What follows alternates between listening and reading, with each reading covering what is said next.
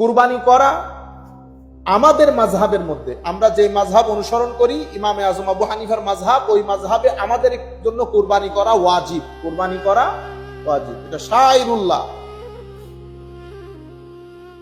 পবিত্র কোরআনে কিসের উপর উজুবটা হয়েছে? তো সূরা কাউসারে আমার আল্লাহ বলছেন ফাসাল্লি লিরাব্বিকা ওয়ানহার, অতঃপর তোমরা নামাজ আদায় করো আল্লাহর জন্য, ওয়ানহার এবং কুরবানি করো। এটা থেকে ইমামে আযম আবু হানিফা রাদিয়াল্লাহু তাআলা আনহুর মাযহাবের মধ্যে মাসালা ডিরাইভ করা হয়েছে কুরবানির হুকুম হচ্ছে উজুব, ওয়াজিব, এটা ওয়াজিব। এর পরবর্তীতে আমার নবী সাল্লাল্লাহু আলাইহি ওয়াসাল্লামের হাদিসে পাক দেখেন, হাদিসে পাক হচ্ছে হযরত আয়েশা সিদ্দিকা রাদিয়াল্লাহু তাআলা আনহাকে আমার নবী বলছেন আন্না রাসূলুল্লাহ সাল্লাল্লাহু আলাইহি ওয়াসাল্লামা আমারা বিকাবাশিন আকরান।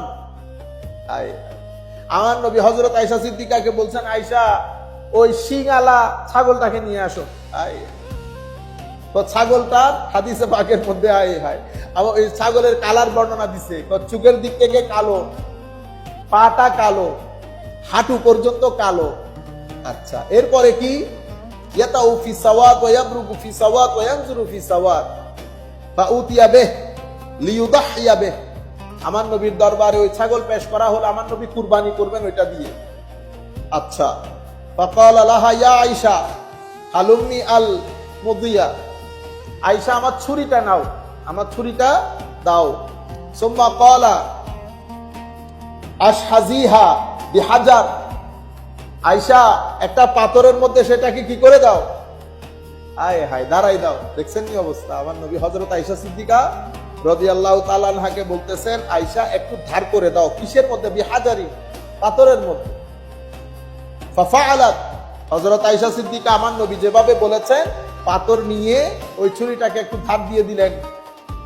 সুম্মা আখাযাহা ওয়া আখাযা আল কাবাশ ফাআজ্জা, আমার নবী ছুরিও নিলেন, ছাগলটাকেও ধরে ছাগলটাকে শোয়াই দিলেন, ফাআজ্জাহু, শোয়াই দিলেন। সুম্মা যাবাহাহু, অতঃপর আমার নবী জবাই করলেন। সুম্মা ক্বাল বিসমিল্লাহ আল্লাহুম্মা তাকাব্বাল মিন মুহাম্মাদিন ওয়া আলি মুহাম্মাদিন ওয়া মিন উম্মতি মুহাম্মাদিন সাল্লাল্লাহু তাআলা আলাইহি ওয়া সাল্লাম। সুম্মা দাহাবে, আমার নবী সাল্লাল্লাহু আলাইহি ওয়া সাল্লাম বললেন, আমি আল্লাহর নামে জবাই করলাম, আল্লাহ আমার এই কুরবানি আমার পক্ষ থেকে, আমার পরিবারের পক্ষ থেকে এবং আমার উম্মতের পক্ষ থেকে কবুল করুন। দেখছেন?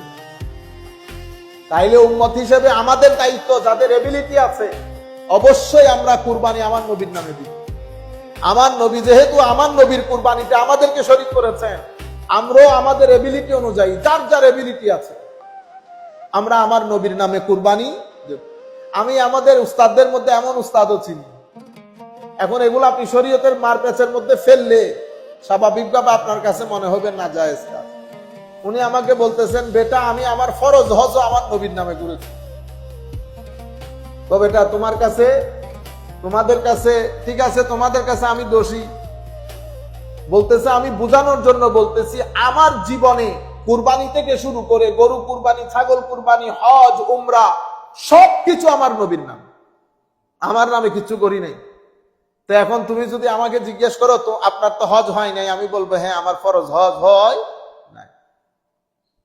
মহব্বতের কোনো দলিল নাই। হায় হায়, তাইলে আমার নবী সাল্লাল্লাহু আলাইহি ওয়াসাল্লাম উম্মতে, এটা ইমাম মুসলিম শরীফের মধ্যে রওয়ায়াত করেছেন, আমার নবী সাল্লাল্লাহু আলাইহি ওয়াসাল্লাম আল্লাহর নাম নিয়ে জবাই করার পরে বলেছেন, আল্লাহুম্মা তাকাব্বাল মিন মুহাম্মাদিন ওয়া আলি মুহাম্মাদিন ওয়া মিন উম্মতি মুহাম্মাদিন সাল্লাল্লাহু আলাইহি ওয়াসাল্লাম। আল্লাহ আমার এই কুরবানি আমার পক্ষ থেকে, আমার পরিবারের পক্ষ থেকে এবং আমার আলের পক্ষ থেকে কবুল করুন। এবং হযরতে হাফসা রাদিয়াল্লাহু তাআলা আনহা বলছেন, আপনারা জানেন হযরতে হাফসা উম্মুল মুমিনিন, আমার নবীর স্ত্রী, আমাদের আম্মা জান। হযরত আয়েশা হযরত আবু বকর সিদ্দিকের বেটি এবং হযরতে হাফসা হযরতে ফারুক আজমের কন্যা, ফারুক আজমের কন্যা। তো হযরতে হাফসা বলছেন, আরবাউন লাম ইয়াকুন ইয়াদাউহুন্না নবী সাল্লাল্লাহু আলাইহি ওয়াসাল্লাম, চারটা জিনিস আমার নবী কখনো ছাড়েন নাই, ফরজ না নফল, কিন্তু আমার নবী কখনো ছাড়েন নাই। সেটা কি? সিয়াম আশুরা, আশুরা রোজা আমার নবী কখনো ছাড়েন নাই। ওয়াল আশর, জিলহজের প্রথম 10 দিনের রোজা ছাড়েন নাই। ওয়া সালাস আইয়াম মিন কুল্লি শাহর, প্রত্যেক মাসের যে 3 রোজা ইয়ামে বীজ বলি ওই রোজা আমার নবী কখনো ছাড়েন নাই। এবং ওয়ার রাকাতাইন ক্বাবলাল গাদাত, ফজরের প্রথম 2 রাকাত সুন্নাহ আমার নবী কখনো ছাড়েন না। এর পরবর্তীতে আমার নবী সাল্লাল্লাহু আলাইহি ওয়াসাল্লামকে ইয়মে আরাফার রোজার ব্যাপারে যখন জিজ্ঞেস করা হয়, আমার নবী বলতেছেন ইউকাফফারুস সানা আল মাদিয়া ওয়াল বাকিয়া, পূর্বের 1 বছর পরের 1 বছরের গুনাহ ক্ষমা করে দেন আমার আল্লাহ আরাফার দিন রোজার মাধ্যমে। তাইলে আমরা চেষ্টা করব প্রত্যেকেই বৃহস্পতিবারে রোজা রাখার জন্য, বৃহস্পতিবারে রোজা রাখার জন্য। আর কেউ যদি সম্ভব হয় তাহলে আমরা আর আগামী 3 দিন, কাল পরশু অতঃপর থার্সডে করবেন। আর যদি সম্ভব না হয় তাহলে আরাফার রোজাটা একটু রাখার চেষ্টা করবেন। এবং এই 10 দিন আমাদের দেশে সেই অর্থে আমাদের মুরব্বী, আমাদের উলামায়ে কেরামের মধ্যে আমরা পেয়েছি, কিন্তু আমাদের দেশে সেই অর্থে এই 10 দিনকে তেমন একটা গুরুত্ব দেওয়া হয় না। কিন্তু এটা হাদিসে পাকের আলোকে এই জন্য আমি চিন্তা করেছি হাদিস শরীফগুলো অন্তত আপনাদেরকে পড়ে শোনাই, যাতে আপনাদের ভিতরে একটা আন্ডারস্ট্যান্ডিং ডেভেলপ করে। আর আমাদের হানিফ ভাইয়ের একটা প্রশ্ন ছিল যে যদি শুক্রবারে ঈদের দিন হয়, শুক্রবারে ঈদের দিন হয় তো জুমার নামাজ পড়তে হবে কি?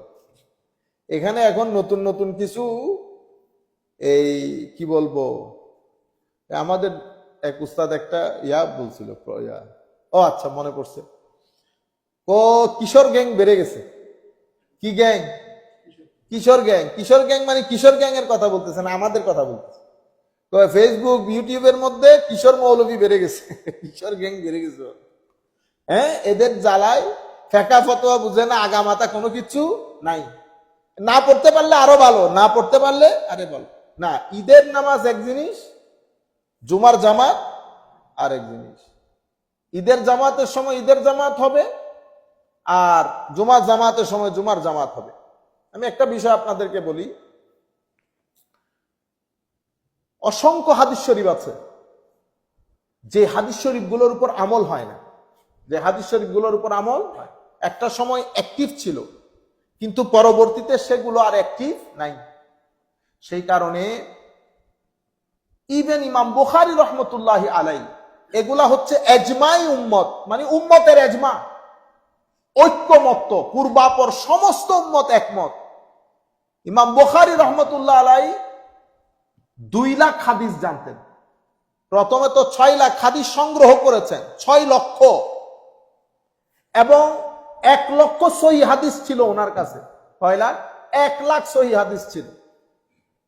এই সহিহ হাদিসগুলোর মধ্যে ইমাম বুখারী বলছেন, আমি সামান্য সংখ্যক হাদিস এই বুখারী শরীফের মধ্যে ঢুকাই, এটার কলেবর বড় হয়ে যাবে এই ভয়ে, মানুষ পড়বে না। তাইলে জানেন 1 লাখ ইনক্লুড, এটা আমি এই যে কথাটা বলেছি এটা এজমাই উম্মত এটার উপর। হেন কোন উলুমে হাদিসের কিতাব নাই মুকাদ্দামা ইবনে সালাহ ইমাম শাহজুরির পর থেকে। অতঃপর ওইটার উপর এর পরবর্তীতে আমরা ইলমুল হাদিস মাদ্রাসার ছাত্র যারা শুনতেছে দেখতেছে, আপনারা যদি উলুমে হাদিসের যান তো উলুমে হাদিসের এই মানে আমাদের হাদিসে পাকের মধ্যে বুখারী শরীফের অবস্থান যেমন, উলুমে হাদিসের ক্ষেত্রে ইমাম ইবনুস সালাহ শাহজুরির মুকাদ্দামার অবস্থানও তেমন। এই মুকাদ্দামাকে পরবর্তী মুহাদ্দিসিন কেউ এক্সপ্লেইন করেছে, কেউ এটার উপর সামারি লিখেছে, যা কিছু হয়েছে মুকাদ্দামাকে ঘিরে, মেথডোলজি মুকাদ্দামার। এর পরবর্তীতে ইমাম নববী এসে এই পুরা মেথডকে তাকে ইমাম নববী ভঙ্গ করেন। ইমাম নববী আরেকটা কিতাব লিখেন, এবং সমস্ত উলুমে হাদিসের আইমায়ে কেরাম ইমাম বুখারীর এই কথাটা নকল করেছেন। এই জন্য মুহাদ্দিসিনে কেরাম বলেছেন এটা এজমাই উম্মত সাধিত হয়েছে এই কথার উপর। সেটা কি? ইমাম বুখারী 1 লক্ষ সহিহ হাদিস জানতেন, তার মধ্যে কিছু সংখ্যক হাদিস উনি ওনার বুখারী শরীফের মধ্যে ঢুকিয়েছেন। যেমন আমার নবী, আমি জাস্ট আপনারা বুঝার জন্য বলছি, শুধু হাদিস শুনে দৌড় দিলে আপনি হবে না। সমস্ত হাদিস আমলযোগ্য না, আমলযোগ্য যেটা এটাকে আমরা বলি সুন্নাহ, এটাকে আমরা কি বলি? সুন্নাহ। যেমন আমার নবী সাল্লাল্লাহু আলাইহি ওয়াসাল্লাম ইরশাদ করেছেন যে আপনি যদি আগুনে পাকানো জিনিস খান তা আপনাকে কি করতে হবে? ওযু করতে হবে। এটা প্রথম যুগে ছিল। পরবর্তীতে আমার নবী এই হুকুমটাকে কি করেছেন? রহিত করেছেন, অ্যাব্রোগেট করেছেন। এখন এই যে অ্যাব্রোগেটেড হয়ে গেছে, এটা আমার মতো লোক জানবে, বুঝবে না।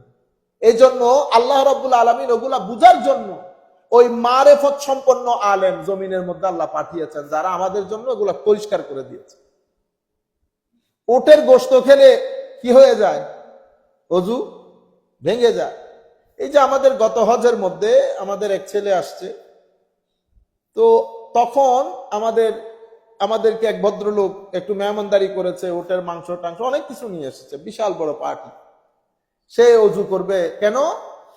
উটের মাংস খেলে অজু ভেঙে যায়, টাস টাস গুগল থেকে বেরও করে দিয়েছে। তা আমার আর কথা বলার দরকার আছে? আজি মনে হয় যেন জমিন মনে হয় মাঝে মধ্যে আসমান ভাঙ্গা পড়ে না কেন। তা আল্লাহ বেটা, এটা শুধু একটা লাইন যদি দেখে আপনি দৌড়াদৌড়ি করেন তাহলে তো হবে না। এটা অ্যাক্টিভ ছিল, পরবর্তীতে এই হুকুমটাকে আমার নবী অ্যাব্রোগেট করেছেন। এই যে হুকুমের বিষয়গুলোর জন্য আমরা তখন কি করি? ফুকাহায়ে কেরামের দরবারে আসি জিনিসগুলা জানার জন্য, ব্যাখ্যা টানার জন্য। যেমন আমার নবী সাল্লাল্লাহু আলাইহি ওয়াসাল্লাম আগে কবর জিয়ারত নিষেধ করেছেন, কবর জিয়ারতকে নিষেধ করেছেন। অতঃপর আমার নবী কবর জিয়ারতে যাচ্ছিলেন, আমার নবীকে জিজ্ঞেস করা হয়েছে, হুজুর আপনি না, নাহা রাসূল আপনি না কবর জিয়ারত নিষেধ করেছেন? কুনতু নাহাইতুকুম আন জিয়ারাতিল কুবুর, আমি কবর জিয়ারত নিষেধ করেছি একটা সময়। আলা ফাজুরুহা, আমার নবী বলতেছেন এখন থেকে কি করো? কবর জিয়ারত করো। যেই কারণে আমার নবী যে কনটেক্সটের কারণে নিষেধ করেছেন সেটা কি হয়ে গেছে? দূর হয়ে গেছে। কুরবানির গোশতের ব্যাপারে বলি, কুরবানির গোশত আমার নবী বলেছেন খাও, মানুষকে দিয়ে দাও, দ্বিতীয় দিন যেন না থাকে, দ্বিতীয় দিন যেন না থাকে। তার পরের বছর সাহাবায়ে কেরাম আমার নবী বলতেছেন খাও, রাখো, মানুষকে দাও, খাও, রাখো, মানুষকে দাও। ইয়া রাসূলুল্লাহ, গতবার যে নিষেধ করেছেন, গতবার দুর্ভিক্ষ ছিল, আমার গ্রাম অঞ্চলের সাহাবায়ে কেরাম ওদের খাদ্য ছিল না, আমি তোমাদেরকে রাখতে বললে ওরা খাদ্য পাইতো। তাইলে একটা কনটেক্সটের উপর, এগুলো বুখারী মুসলিমের মধ্যে আছে রিওয়ায়াতগুলো, একটা কনটেক্সটের উপর ভিত্তি করে আমার নবী বলেছেন খবরদার গোশত রাখা যাবে না, খাবে এবং দিয়ে ফেলবে। পরবর্তী বছর বলতেছে খাও, রাখো, দাও। ইয়া রাসূলুল্লাহ, গত বছর নিষেধ করেছেন, গত বছর কি ছিল? দুর্ভিক্ষ ছিল। আমাদের মদিনা শরীফের আশপাশে দুর্ভিক্ষ দেখা দিয়েছে, সেই কারণে মানুষের মধ্যে খাদ্য সংকট ছিল। এই খাদ্য সংকট দূরীকরণে আমি নিষেধাজ্ঞা জারি করেছি, এখন আর নাই। আপনারা বুঝতে পেরেছেন? তাইলে সমস্ত হাদিস কখনো আমলযোগ্য হয় না। এটা কারা জানেন? এটা মুহাদ্দিসিনে কেরাম জানেন। তো ইমাম বুখারীরা কি করেছেন? হাদিসের মধ্যে দুই ধরনের হাদিসই নিয়ে এসেছে। তো কেন এনেছে? তো আমি না আনলে তুমি মনে করতে আমি হাদিস পড়ি নাই। আমি তোমাকে বোঝানোর জন্য যে তুমি যেটা মনে করতেছে ইমাম বুখারী জানে এগুলা, কিন্তু আমল ওইটার উপর না, আমল ওইটার উপর না। সুতরাং আল্লাহ রাব্বুল আলামিন আমাদের হামি ও নাসির।